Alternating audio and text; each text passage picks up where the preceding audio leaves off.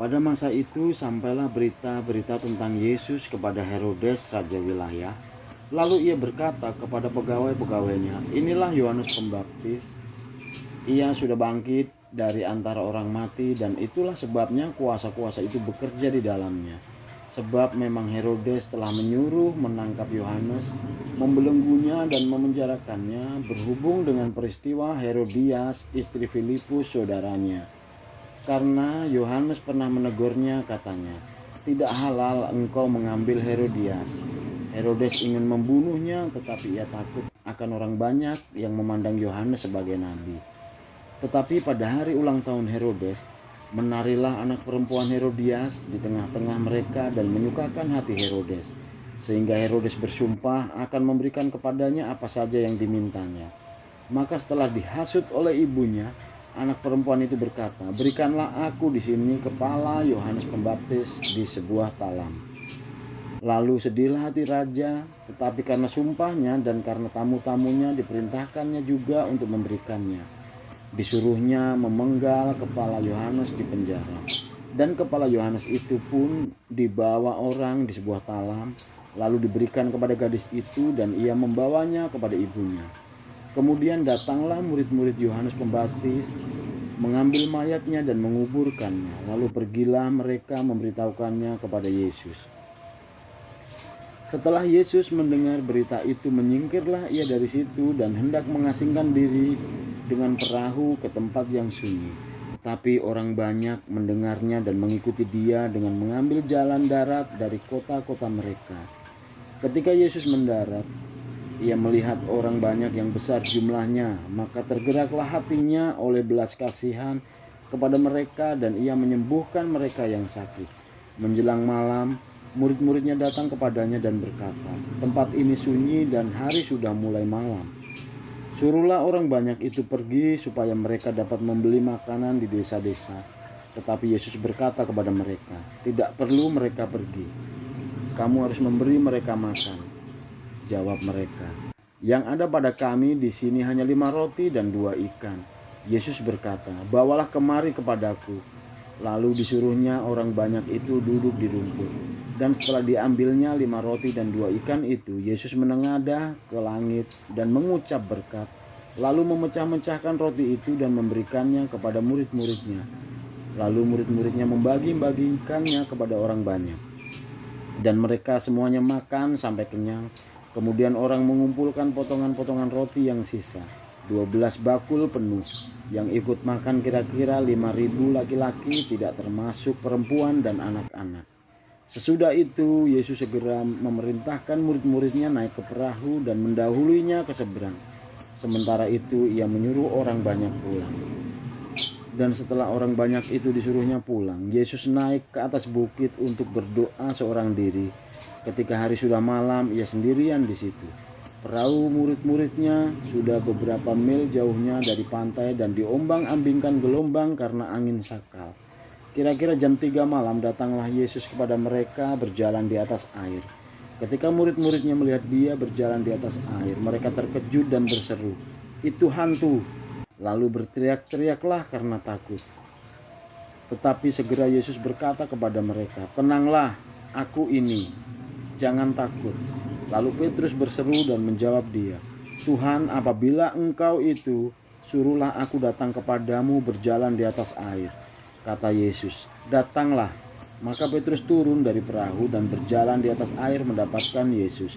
Tetapi ketika dirasanya tiupan angin, takutlah ia dan mulai tenggelam lalu berteriak, "Tuhan, tolonglah aku." Segera Yesus mengulurkan tangannya, memegang dia dan berkata, "Hai orang yang kurang percaya, mengapa engkau bimbang?" Lalu mereka naik ke perahu dan angin pun redalah. Dan orang-orang yang ada di perahu menyembah dia, katanya, "Sesungguhnya engkau anak Allah." Setibanya di seberang, mereka mendarat di Genesaret. Ketika Yesus dikenal oleh orang-orang di tempat itu, mereka memberitahukannya ke seluruh daerah itu. Maka semua orang yang sakit dibawa kepadanya. Mereka memohon supaya diperkenankan menjamah jubahnya, dan semua orang yang menjamahnya menjadi sembuh. Kemudian datanglah beberapa orang Farisi dan ahli Taurat dari Yerusalem kepada Yesus dan berkata, "Mengapa murid-muridmu melanggar adat istiadat nenek moyang kita? Mereka tidak membasuh tangan sebelum makan."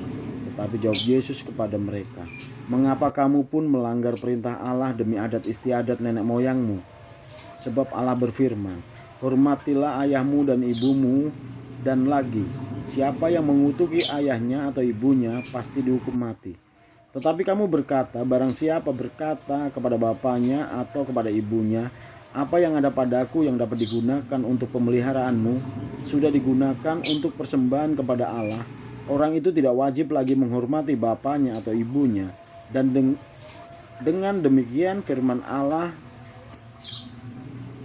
kamu nyatakan tidak berlaku demi adat istiadatmu sendiri. Hai orang-orang munafik, benarlah nubuat Yesaya tentang kamu. Bangsa ini memuliakan aku dengan bibirnya, padahal hatinya jauh daripadaku. Percuma mereka beribadah kepadaku, sedangkan ajaran yang mereka ajarkan ialah perintah manusia." Lalu Yesus memanggil orang banyak dan berkata kepada mereka, "Dengar dan camkanlah. Bukan yang masuk ke dalam mulut yang menajiskan orang, melainkan yang keluar dari mulut, itulah yang menajiskan orang." Maka datanglah murid-muridnya dan bertanya kepadanya, "Engkau tahu bahwa perkataanmu itu telah menjadi batu sandungan bagi orang-orang Farisi?" Jawab Yesus, "Setiap tanaman yang tidak ditanam oleh Bapakku yang di surga akan dicabut dengan akar-akarnya. Biarkanlah mereka orang buta yang menuntun orang buta. Jika orang buta menuntun orang buta, pasti keduanya jatuh ke dalam lubang." Lalu Petrus berkata kepada mereka, "Jelaskanlah perumpamaan itu kepada kami." Jawab Yesus, "Kamu pun masih belum dapat memahaminya. Tidak tahukah kamu bahwa segala sesuatu yang masuk ke dalam mulut turun ke dalam perut lalu dibuang di jamban? Tetapi apa yang keluar dari mulut berasal dari hati, dan itulah yang menajiskan orang. Karena dari hati timbul segala pikiran jahat, pembunuhan, perzinahan, pencabulan, pencurian, sumpah palsu, dan hujat. Itulah yang menajiskan orang. Tetapi makan dengan tangan yang tidak dibasuh tidak menajiskan orang." Lalu Yesus pergi dari situ dan menyingkir ke daerah Tirus dan Sidon. Maka datanglah seorang perempuan Kanaan dari daerah itu dan berseru, "Kasihanilah aku, ya Tuhan, anak Daud, karena anakku perempuan kerasukan setan dan sangat menderita." Tetapi Yesus sama sekali tidak menjawabnya. Lalu murid-muridnya datang dan meminta kepadanya, "Suruhlah ia pergi, ia mengikuti kita," dengan berteriak-teriak. Jawab Yesus, "Aku diutus hanya kepada domba-domba yang hilang dan dari umat Israel." Tetapi perempuan itu mendekat dan menyembah dia sambil berkata, "Tuhan, tolonglah aku." Tetapi Yesus menjawab, "Tidak patut mengambil roti yang disediakan bagi anak-anak dan melemparkannya kepada anjing." Kata perempuan itu, "Benar Tuhan, namun anjing itu makan remah-remah yang jatuh dari meja tuannya." Maka Yesus menjawab dan berkata kepadanya, "Hai ibu, besar imanmu, maka jadilah kepadamu seperti yang kau kehendaki." Dan seketika itu juga anaknya sembuh. Setelah meninggalkan daerah itu, Yesus menyusur pantai Danau Galilea dan naik ke atas bukit lalu duduk di situ. Kemudian orang banyak berbondong-bondong datang kepadanya, membawa orang lumpuh, orang timpang, orang buta, orang bisu, dan banyak lagi yang lain. Lalu meletakkan mereka pada kaki Yesus, dan ia menyembuhkan mereka semuanya. Maka takjublah orang banyak itu melihat orang bisu berkata-kata, orang timpang sembuh, orang lumpuh berjalan, orang buta melihat, dan mereka memuliakan Allah Israel. Lalu Yesus memanggil murid-muridnya dan berkata, "Hatiku tergerak oleh belas kasihan kepada orang banyak itu.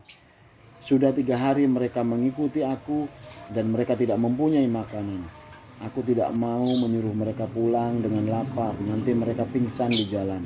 Kata murid-muridnya kepadanya, "Bagaimana di tempat sunyi ini kita mendapat roti untuk mengenyangkan orang banyak yang begitu besar jumlahnya?" Kata Yesus kepada mereka, "Berapa roti ada padamu?" 7, jawab mereka. "Dan ada lagi beberapa ikan kecil." Lalu Yesus menyuruh orang banyak itu duduk di tanah. Sesudah itu ia mengambil 7 roti dan ikan-ikan itu, mengucap syukur, memecah-mecahkannya dan memberikannya kepada murid-muridnya. Lalu murid-muridnya memberikannya pula kepada orang banyak. Dan mereka semuanya makan roti sampai kenyang. Kemudian orang mengumpulkan potongan-potongan roti yang sisa 7 bakul penuh.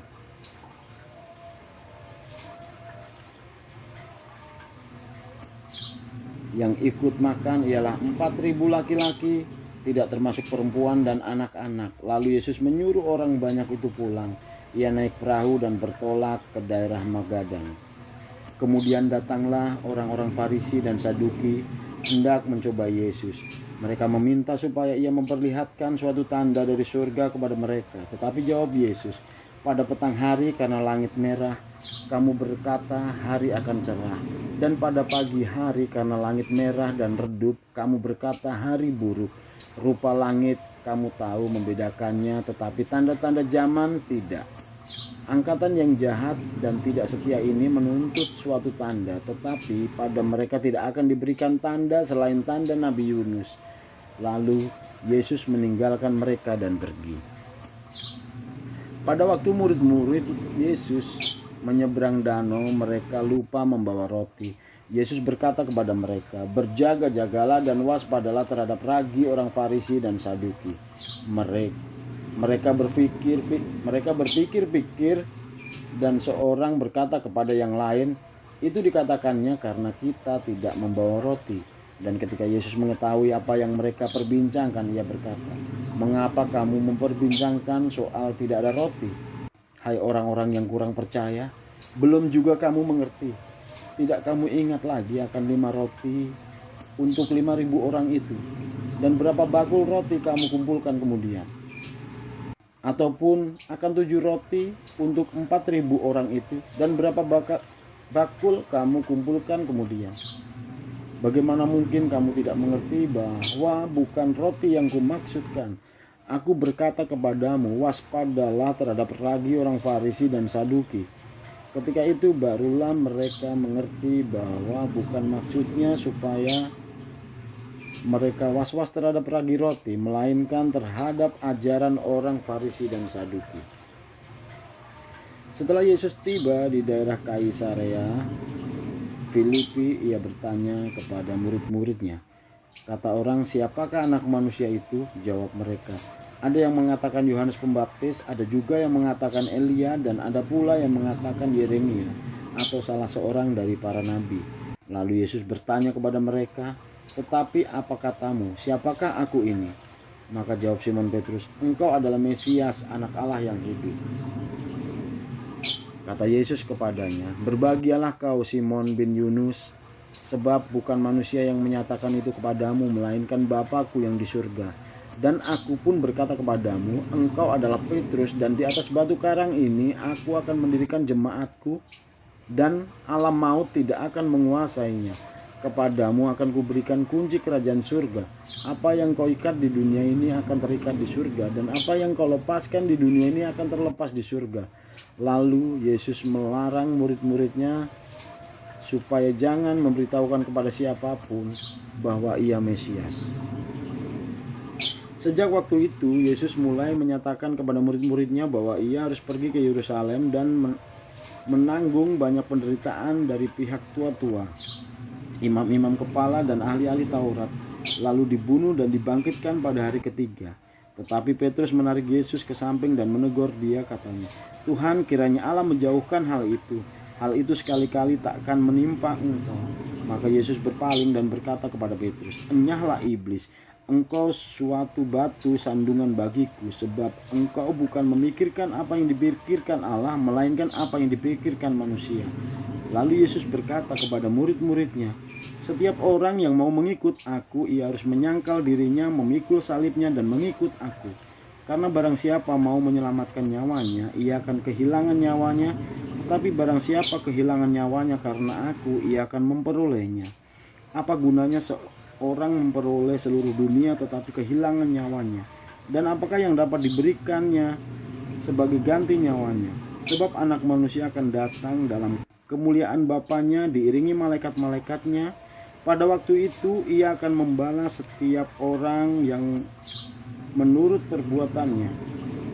Aku berkata kepadamu, sesungguhnya di antara orang yang hadir di sini ada yang tidak akan mati sebelum mereka melihat Anak Manusia datang sebagai Raja dalam kerajaannya.